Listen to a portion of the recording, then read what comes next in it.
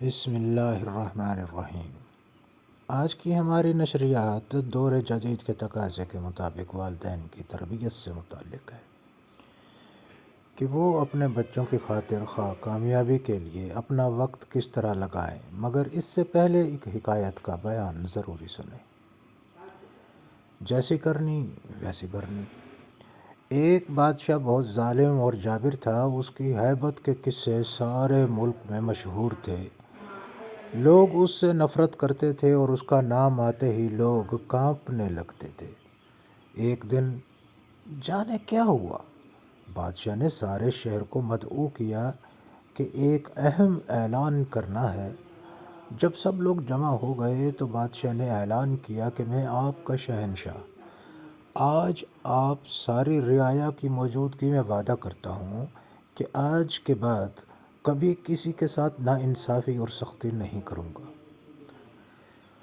اور میرا وتیرہ صرف شفقت اور نرمی ہوں گے، اور تاریخ کے پنوں میں میرا نام سب سے نرم دل بادشاہوں میں شمار کیا جائے گا۔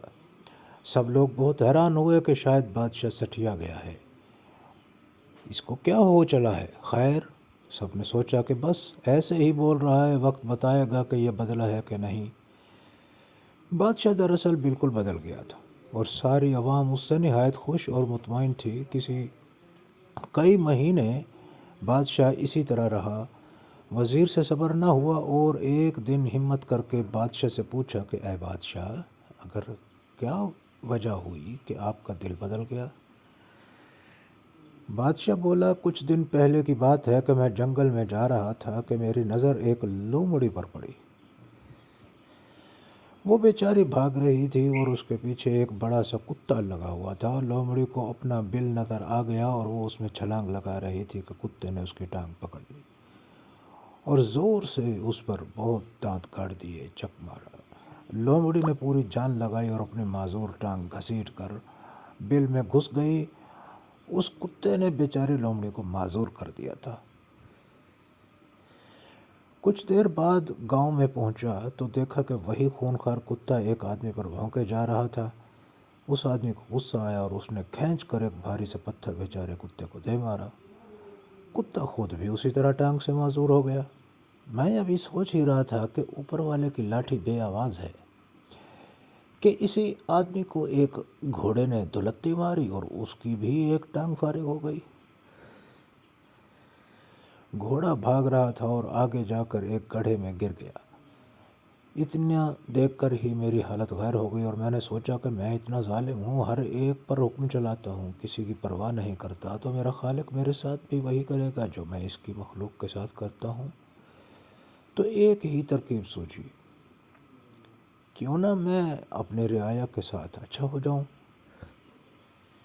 تاکہ میرے ساتھ بھی اچھا ہو۔ بس اتنی سی بات تھی۔ وزیر ایک عیار اور مکار آدمی تھا۔ بادشاہ کی کہانی سن کر بھی اس کا دل نہ پسیجا۔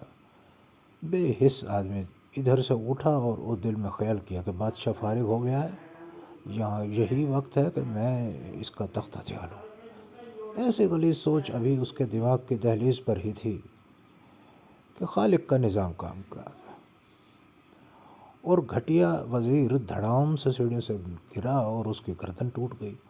جیسی کرنی ویسی بھرنی۔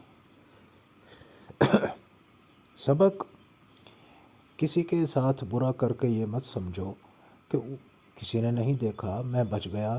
جو دیکھ رہا ہے جب وہ پکڑ کرتا ہے تو بڑے سے بڑا سلطان گھٹنے ٹیک دیتا ہے۔ اچھا کرو اور صلے کی امید لوگوں سے مت رکھو، اور برا کرو تو یاد رکھو کہ اب کہیں زمین پناہ نہیں دے گی، اور پھر جب کہ اپنے گناہوں کا خمیازہ بھگتو۔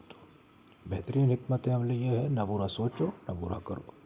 نوٹ: اپنے چھوٹے بچوں کے لیے اسی طرح کی سبق آموز حکایات از خود یاد کریں، ان کو سونے سے قبل سنانے کا معمول بنائیں، اور اپنے بچوں کے سامنے کام کے علاوہ سوشل میڈیا، ٹی وی ڈرامے وغیرہ سے پرہیز کریں۔